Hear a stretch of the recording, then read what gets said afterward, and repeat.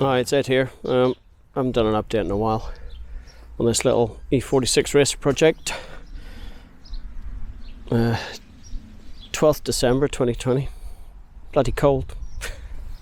Anyway, so front end's pretty much done.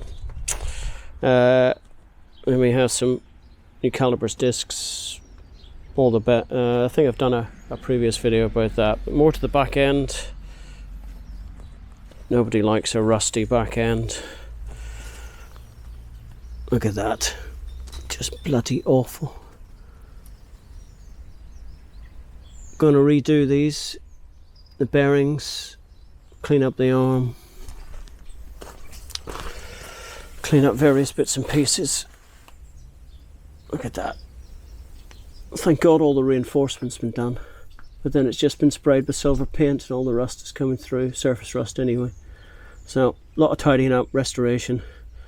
You know what I mean? There's a reason why I don't restore cars anymore. Look at that. Just awful, awful, awful.